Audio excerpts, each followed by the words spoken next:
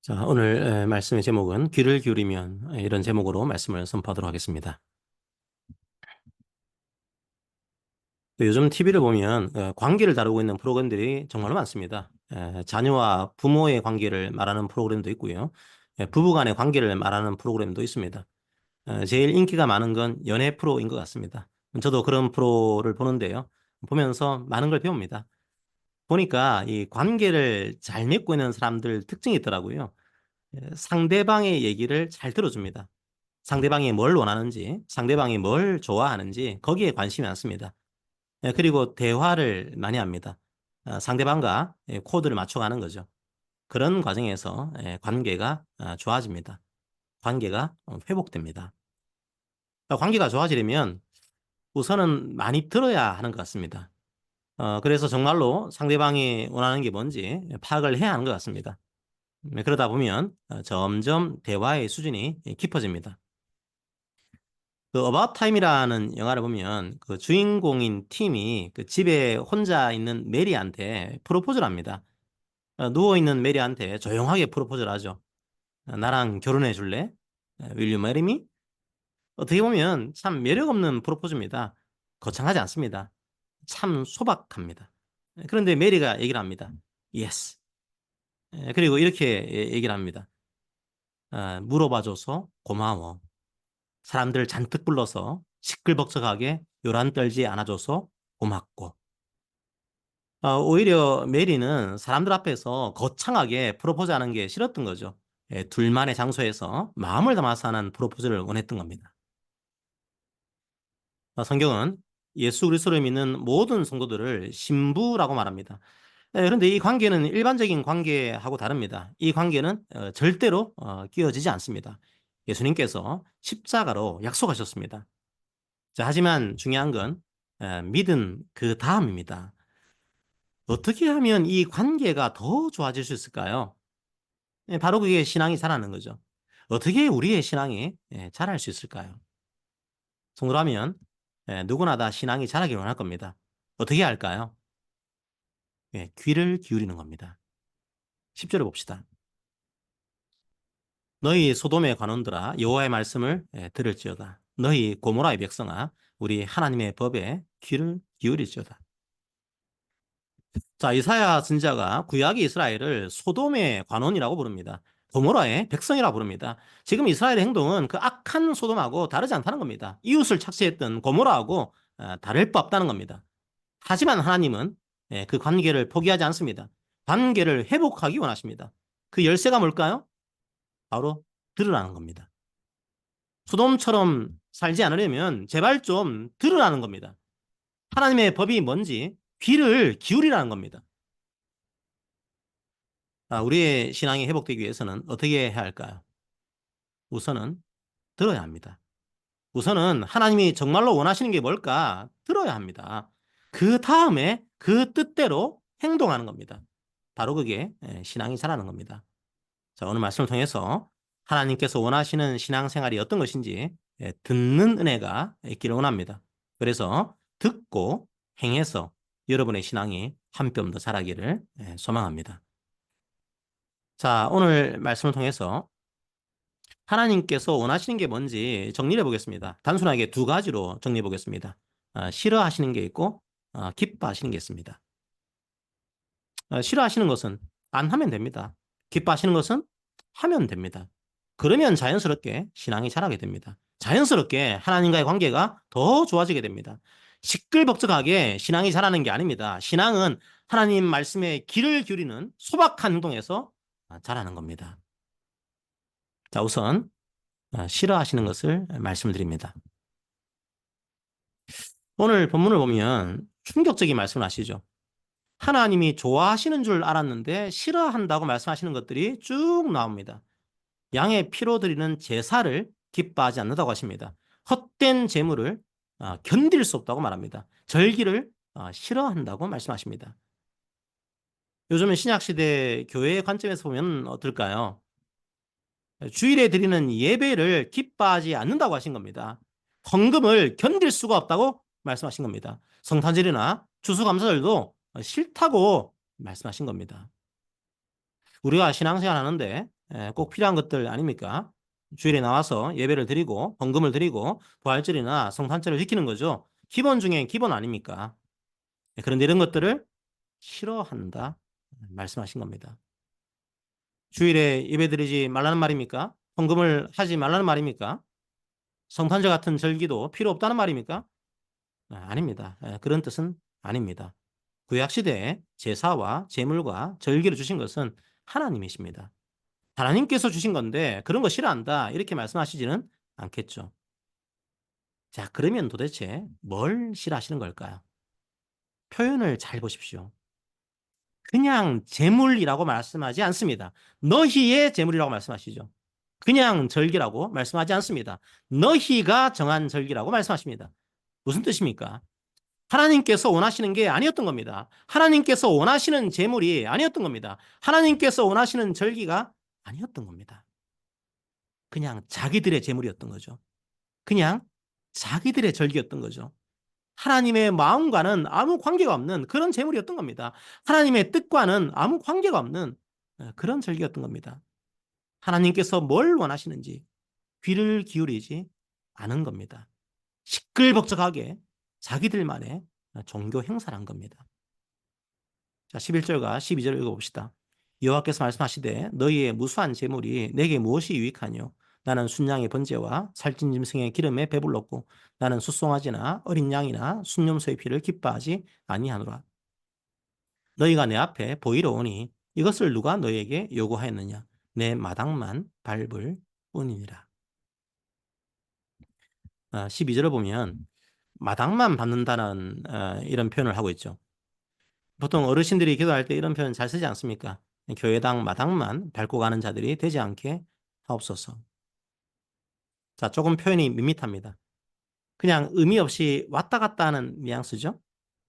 자, 하지만 히브리어 원어의 뉘앙스는 다릅니다. 레모스라는 표현을 쓰는데요. 짓밟는다는 의미가 더 강합니다.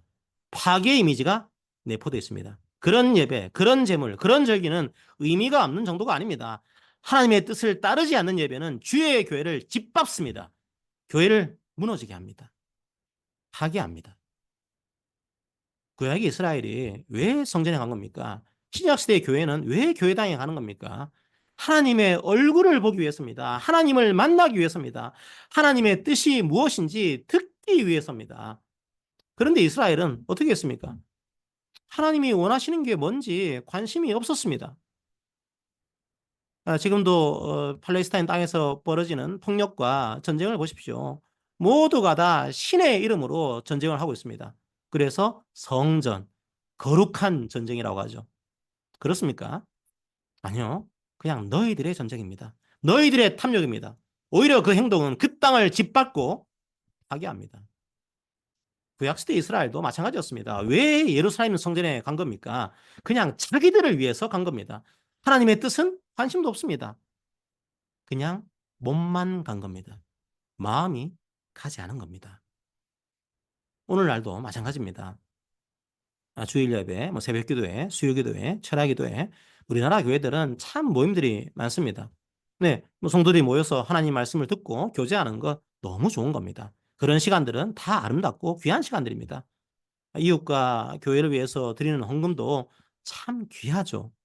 네, 그런데 만약 그 모임의 목적이 하나님과의 만남이 아니라면 어떨까요? 그 헌금의 목적이 사랑이 아니라면 어떨까요?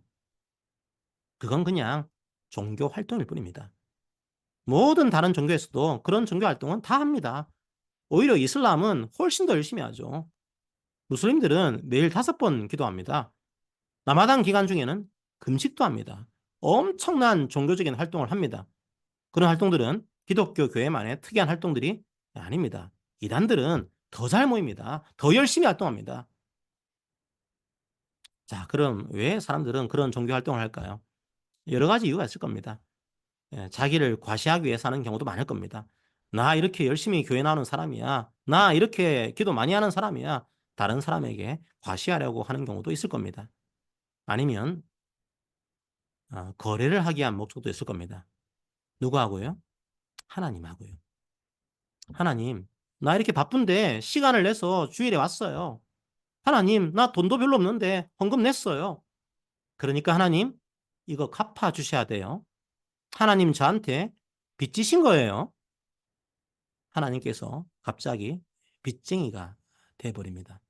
하나님과 교제하고 싶어서 온 게 아니라 하나님과 거래하고 싶어서 온 거죠. 그리고 나서 이렇게 헌신했는데 왜 내가 원하는 것 하나도 안 들어주시냐 화를 냅니다. 원망을 합니다. 불평을 합니다.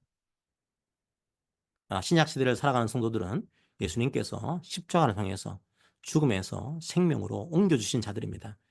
주님의 핏값으로 구원 얻었는데 주님과 거래를 한다고요? 너무 염치가 없지 않습니까? 그런 예배, 그런 헌금, 그런 절기는 주님께서 원하지 않습니다. 우리가 드리는 예배는 뭔가에 속박되는 예배가 아닙니다. 주님께서 원하시는 예배는 우리를 자유하게 합니다. 여러분의 출신, 학력, 직업, 재산 그런 것들 안 가지고 오셔도 됩니다. 예배 자리에 나오실 때는 마음을 가지고 오시기 바랍니다. 상하고 통해한 마음을 가지고 오시기 바랍니다. 그것으로 충분합니다. 성령 하나님께서 마음을 지켜달라고 기도하시기 바랍니다. 헌금도 마찬가지고 절기도 마찬가지입니다. 예배의 형식과 마음이 분리되지 않도록 기도하시기 바랍니다. 시편 51편 17절에 봅시다. 하나님의 구하시는 제사는 상한 심령이라. 하나님이여 상하고 통회하는 마음을 주께서 멸시치 아니하시리다. 하나님이 원하시는 것은 마음입니다. 통회하는 마음입니다. 그 마음으로 예배의 의식을 지킬 때 주께서 우리들을 보시고 우리들의 신앙을 자라게 하실 겁니다. 자, 마음이 없는 예배의 의식을 주님은 싫어하십니다. 자, 또 무엇을 싫어하실까요? 15절을 봅시다. 너희가 손을 펼 때 내가 눈을 가리우고 너희가 많이 기도할지라도 내가 듣지 아니하리니 이는 너희의 손에 피가 가득함이니라. 하나님은 피가 가득한 손을 싫어하십니다. 히브리어 그 관용어 중에 손을 채운다는 말이 있습니다. 언어로 보면요. 출애굽기에서 아론을 제사장으로 구별할 때 손이 채워졌다는 표현을 썼습니다. 여호수아가 하나님께 성별되었다고 할 때도 손이 채워졌다는 표현을 썼습니다. 자, 기도할 때 우리가 손을 펴서 기도할 때가 있지 않습니까? 무슨 뜻일까요? 주님께 구별됐다는 뜻입니다. 오직 주님만 이 손에 가득하길 원한다는 것입니다. 바로 그게 기도입니다. 자, 그런데 주님으로 채워져야 할 그 손에 뭐가 있습니까? 다른 게 있는 겁니다. 피가 있는 겁니다. 다른 사람들의 피가 있는 겁니다. 피가 가득한 그 손을 주님으로 채울 수가 없는 겁니다. 그건 주님을 욕되게 하는 겁니다. 형식적인 주일 예배 의식만큼 싫어하시는 것이 바로 그겁니다. 삶과 예배 의식이 분리된 겁니다. 6일 동안 교회당 바깥에서는 다른 사람들에게 피눈물을 흘리게 합니다. 직장에서는 갑질을 하고 다른 사람들을 괴롭힙니다. 가난한 자들은 아랑곳도 하지 않고 전세 사기를 칩니다. 예전에 영화나 드라마에서 기독교를 비판할 때 그런 내용들을 많이 묘사했습니다. 위선적이라는 거죠. 바깥에서는 온갖 나쁜 짓을 다 해놓고 주일에서는 교회에 와서 주여 이번 주도 지켜주셔서 감사합니다. 기도하는 장면을 묘사하는 거죠. 물론 교회에서 볼 때는 지나친 장면이 많습니다. 과장된 내용도 많고요. 그리고 우리는 완전하지 않기 때문에 이 땅에서 죄를 짓고 살아갑니다. 당연히 주일에 그 죄를 회개해야 합니다. 자, 그런데 그게 마치 부적처럼 사용되면요. 일상에서는 그런 삶을 당연한 것처럼 살아가면서 면죄부를 얻을 요량으로 주일에 예배드리면요. 세상이 위선적이라고 말하지 않겠습니까? 스스로 돌아볼 필요는 있을 것 같습니다. 우리도 스스로를 돌아보면서 조심해야 합니다. 종교 생활은 열심히 하는데 삶에서는 손에 피를 채우고 있지는 않습니까? 하나님의 마음은 항상 일상을 향하고 있습니다. 하나님의 법은 매일 삶 전체를 가리키고 있습니다. 하나님의 뜻은 언제나 사회적인 약자들을 보듬고 있습니다. 우리의 손에 피를 채우지 않을 때 우리의 신앙이 자라게 될 겁니다. 하나님이 기뻐하시는 것은 짧게 말씀드립니다. 싫어하시는 것을 뒤집으면 됩니다. 16절을 봅시다. 너희는 스스로 씻으며 스스로 깨끗게 하여 내 목전에서 너희 악업을 버리며. 어, 마음으로 주일에 예배를 드리기 위해서는요, 마음이 바뀌어야 합니다. 이스라엘은 마음이 없는 예배를 드렸습니다. 자, 그런데 죄성이 가득한 우리의 마음을 우리 스스로가 바꿀 수는 없습니다. 그래서 예수님께서 십자가의 보혈로 우리의 마음을 씻겨주신 겁니다. 아예 우리의 마음에 주의 말씀을 새겨주신 겁니다. 성령 하나님께서 회심한 성도들과 영원히 동행하십니다. 회심이란 게 뭡니까?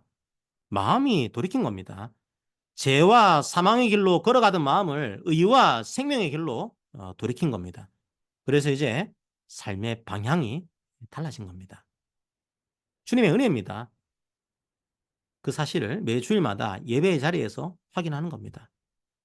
하지만 그 이후에는 스스로 깨끗게 하는 노력도 필요합니다. 하나님과의 관계가 더 좋아지기 위해서는 우리도 노력해야 하는 거죠. 주님이 우리의 죄를 씻어주셨지만 여전히 과거의 습관이 남아 있습니다. 과거의 죄악이 그리워질 때가 있습니다. 마음의 변화가 삶으로도 이어질 수 있도록 우리 삶을 계속 깨끗하게 해야 합니다. 매 주일마다 삶의 방향이 어떤지 말씀을 통해서 점검해 나가시기를 바랍니다. 그리고 마음이 변했으면 자라야 합니다. 성장해야 합니다. 16절 후반부터 17절 전반까지를 봅시다. 행악을 그치고 선행을 배우고요. 정의를 구하며. 하나님은 성도들이 성장하기를 원하십니다. 영적인 어린아이로 머물러 있기를 원치 않습니다. 마음이 변화된 성도들은 성장을 갈망하게 되어 있습니다. 그런데 어떻게 자랄 수 있을까요? 자라기 위해서 무엇을 해야 할지 오늘 본문은 지침을 제시합니다. 우선 버려야 합니다. 가지는 게 먼저가 아닙니다. 버리는 게 먼저입니다. 버릴 수 없다면 가질 수 없습니다. 뭘 버려야 하는 겁니까? 이전에 가졌던 삶의 태도를 버리는 겁니다. 주일에만 예배드리고 나머지 날들에는 손에 피를 채웠던 그 삶을 버려야 합니다. 직장인들은 직장에서 행했던 스스로의 삶을 돌아봐야 합니다. 그리고 주님께서 원치 않으시는 피가 있으면 버려야 합니다. 가정도 마찬가지고 학교도 마찬가지입니다. 혹시나 일상의 자리에서 우리 손에 피가 가득하다면 그 피를 버려야 합니다. 그 피를 그대로 움켜쥐고 있으면 일상에서 주님의 말씀이 들어올 자리가 없습니다. 자, 그리고 이제는 비워진 그 자리를 주의 뜻으로 채워야 합니다. 무엇으로 채워야 할까요? 바로 선행입니다. 이웃을 향한 사랑이죠. 그 사랑으로 일상을 채우는 겁니다. 사람들을 귀하게 여기는 겁니다. 그리고 선행과 동시에 정의를 구해야 합니다. 뭐가 선행인지 알기 위해서는 판단해야 합니다. 정의는 판단의 기준이라고 할 수 있습니다. 다른 말로 하면 하나님의 뜻이죠. 선행을 할 때 무엇이 하나님의 뜻인지, 뭐가 더 우선적으로 해야 할 일인지 구하면서 나아가는 겁니다. 그때 우리의 신앙이 자라게 됩니다. 자, 17절 후반부로 봅시다. 학대받는 자를 도와주며 고아를 위하여 신원하며 과부를 위하여 변호하라 하셨느니라. 성경은 하나님의 나라를 말합니다. 나 혼자 구원받고 끝나는 세상을 말하지 않습니다. 학대받는 자와 고아와 과부, 사회의 약자들을 위해서 나아가는 것이 주님의 뜻입니다. 그 당시 사회에서 가장 보호하지 못했던 계층이었죠. 오늘날 사회에서도 많은 사회적 약자들이 있습니다. 특히 그 사회개혁은 사회 지도층이 더 고민해야 할 영역입니다. 사회적인 취약계층을 위해서 법을 만들고 그들을 위해서 정치를 하고 그들을 위해서 변화할 수 있도록 교회는 기도하고 또 강권해야 합니다. 물론 구체적인 내용에 대해서는 생각이 다를 수 있습니다. 어쨌든 저는 그것이 주의 뜻인 줄 믿습니다. 성경에서 끊임없이 말하고 있기 때문이죠. 개인의 구원과 사회의 변화는 따로 떨어진 게 아닙니다. 그 모든 것들이 다 주님의 뜻입니다. 하나님의 나라는 모든 것을 포함합니다. 자, 우리의 신앙이 성장하기 위해서는 주님께서 원하시는 것이 무엇인지 들어야 한다고 말씀드렸습니다. 주님께서는 주일에 마음이 없는 예배를 드리는 것을 싫어하십니다. 일상에서는 타인의 피로 손을 채우는 것을 싫어하십니다. 주님의 보혈로 깨끗하게 된 그 사실을 우리가 기억하면서 주님 앞에 상한 마음으로 나아가는 것을 기뻐하십니다. 그리고 악행을 버리고 선행과 공의로 일상을 채우는 것을 기뻐하십니다. 사회적 약자를 향해서 해야 할 일을 하는 것도 기뻐하십니다. 18절을 읽고 오늘 말씀을 마무리합니다. 여호와께서 말씀하시되 오라 우리가 서로 변론하자. 너희 죄가 주홍 같을지라도 눈과 같이 희어질 것이요 진홍같이 붉을지라도 양털같이 되리라. 성경은 우리가 죄가 없다고 말하지 않습니다. 죄가 있지만 그 죄가 희어질 것이라고 말씀하십니다. 주홍과 진홍은 피의 색깔이죠. 우리가 지은 죄의 색깔입니다. 피의 흔적을 지우는 것은 사실 불가능합니다. 하지만 주님의 십자가 보혈로 희게 해주셨습니다. 그 죄를 용서해 주신 겁니다. 관계를 회복해 주신 겁니다. 이제는요, 관계가 깨어질 염려는 할 필요가 없습니다. 하지만 주님의 목소리를 듣지 않으면, 그 목소리의 뜻에 즐겁게 순종하지 않으면 구원받은 성도라도 영적으로 무력한 삶을 살아갈 수 있습니다. 우리 사회의 삶이 그렇게 녹록하지 않습니다. 영적으로 무장하지 않으면 쉽게 지칩니다. 불평불만이 우리의 삶을 채웁니다. 타인의 피가 우리의 손을 채웁니다. 어떻게 해야 할까요? 오늘 말씀을 들었습니다. 주께서 원하시는 것이 무엇인지 배웠습니다. 즐거운 마음으로 그 길을 걸어가시기를 기도합니다. 무엇보다 듣는 마음을 주시기를 기도합니다. 귀를 기울입시다. 그때 여러분의 신앙이 놀랍게 성장하게 됩니다. 모든 관계가 다시 회복될 겁니다. 말씀은 힘이 있습니다. 우리에게 생명을 줍니다. 우리를 자라게 합니다. 고단하고 힘든 일상에서도 예배의 감격을 누리게 합니다. 그 은혜가 여러분의 삶 가운데 충만하기를 이 시간 기도합니다. 아멘. 함께 우리 찬양합시다. 삶의 예배를 우리가 드리기 원합니다. 함께 찬양합니다.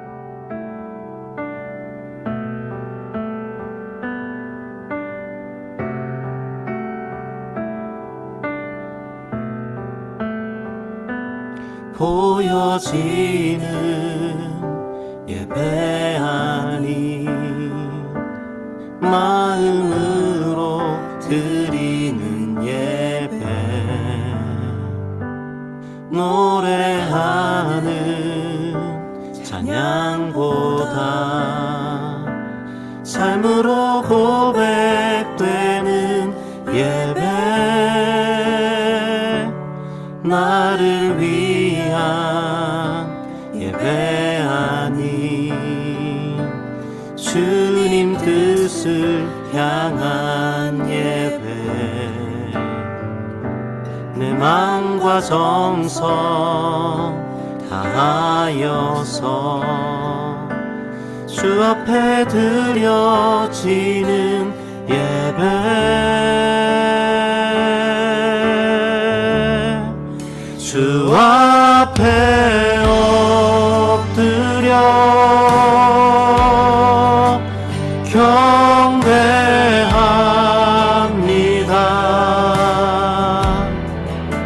온전한 예배 내 맘의 예배 내 모든 것 받기 합당하신 분 주 앞에 엎드려 예배합니다.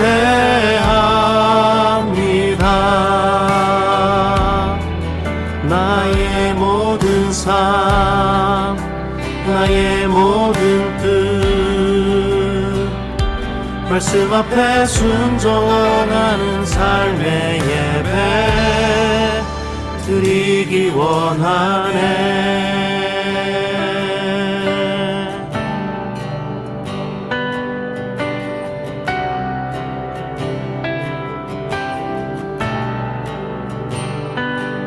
나를 위한 예배 아니 주님 뜻을 향한 예배 내 마음과 정성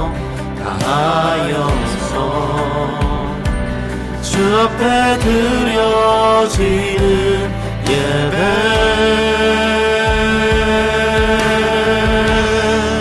주 앞에 엎드려 경배합니다.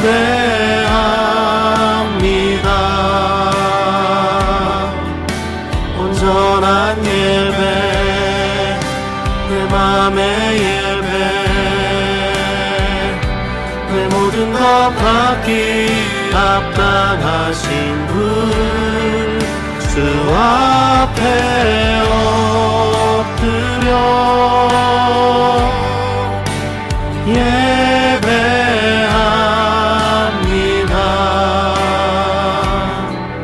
나의 모든 삶, 나의 모든 뜻, 말씀 앞에 순종하는 삶의 예배 드리기 원하네.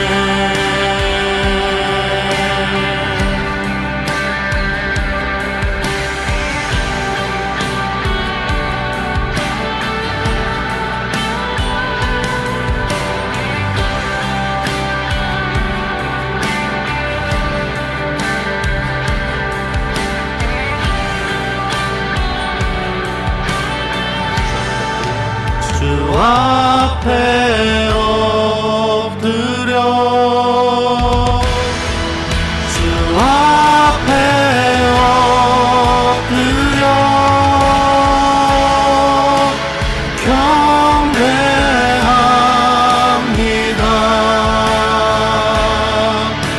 온전한 예배, 내 맘의 예배,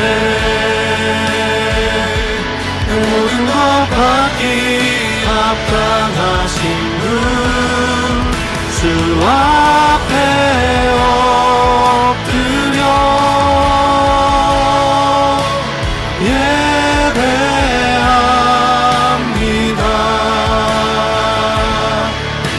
나의 모든 삶,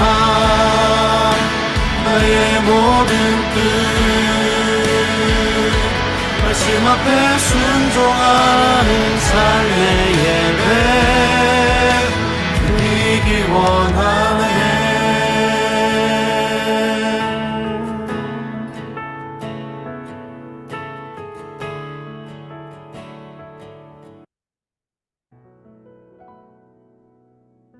이 시간 우리 주님 말씀을 기억하면서 기도하기 원합니다.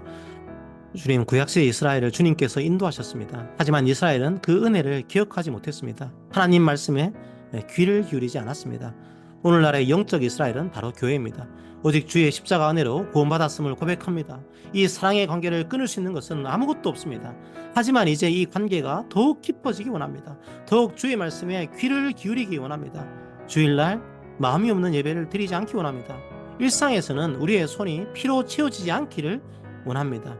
주일마다 십자가 보혈로 우리를 깨끗게 하신 은혜를 기억하게 해주세요. 일상에서는 과거의 삶의 습관을 버리고 사랑을 배우며 공의를 구하게 해주세요. 우리 연약한 이웃들과 피조세계에도 주의 사랑이 흘러갈 수 있도록 기도합니다. 우리 사회와 북한 사회, 그리고 전쟁과 가난으로 고통받고 있는 온 세계의 이웃들 가운데도 주의 공의가 증거되기를 원합니다. 들은 말씀 기쁨으로 순종하기 원합니다. 순종의 기쁨을 경험하게 해주세요. 함께 오늘 말씀을 기억하면서 기도하겠습니다. 기도합니다.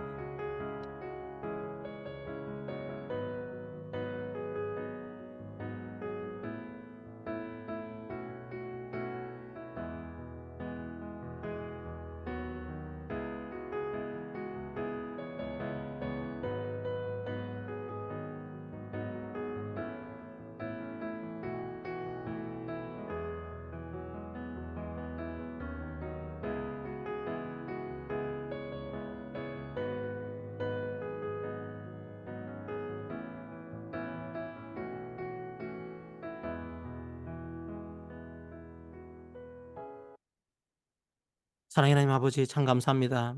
오늘 저희들이 주의 말씀을 들었습니다. 날마다 일상에서 또 주일에서 우리가 듣는 마음을 가지기를 원합니다. 주의 성령께서 저희들에게 듣는 마음을 허락하여 주시옵소서. 아무리 거창한 종교 활동을 한다고 할지라도 그것이 주의 뜻이 아니라면 주님께서는 듣지 않으신다고 하셨습니다. 주님께서는 그것들을 기뻐하지 않는다고 말씀하셨습니다. 주의 뜻을 들을 수 있는 귀를 저희들에게 허락하여 주시기를 원합니다. 주일에 마음에 있는 예배를 저희들이 드리기를 원합니다. 일상에서는 우리의 손을 타인의 피로 채우지 않기를 원합니다. 그것들을 주님께서는 기뻐하십니다. 그리고 이 땅과 온 사회 가운데 만연한 그런 악들을 저희들이 버리고 또한 사회 연약한 자들과 함께 나아갈 수 있는 우리가 되기를 주님 원합니다. 주님께서 그것들을 기뻐하신다고 하셨습니다. 우리가 주의 뜻에 순종해서 나아갈 때 우리 교회 가운데 놀라운 신앙의 성장이 있을 수 있도록, 놀라운 신앙의 진보가 있을 수 있도록 아버지 함께하여 주시옵소서. 주의 관계가, 주님과의 관계가 더욱더 깊어질 수 있도록 주의 성령께서 저희들을 도와주시기를 원합니다. 감사드렸고 예수님 이름으로 기도합니다. 아멘. 자, 서로 권면합니다. 사랑하는 성도 여러분, 주님의 말씀에 귀를 기울입시다. 마음을 가지고 주일 예배에 나아오기를 기도합시다. 일상의 삶에서 펼쳐진 우리의 두 손에 주님의 사랑이 담겨 있기를 기도합시다. 연약한 모든 자들에게 주의 사랑과 공의가 흘러 넘칠 수 있도록 우리 교회를 사용하여 주시기를 기도합시다. 아멘. 자, 오늘의 말씀입니다. 이사야서 1장 16절, 17절의 말씀을 읽습니다. 너희는 스스로 씻으며 스스로 깨끗하게 하여 내 목전에서 너희 악한 행실을 버리며 행악을 그치고 선행을 배우며 정의를 구하며 학대받는 자를 도와주며 고아를 위하여 신원하며 과부를 위하여 변호하라. 아멘.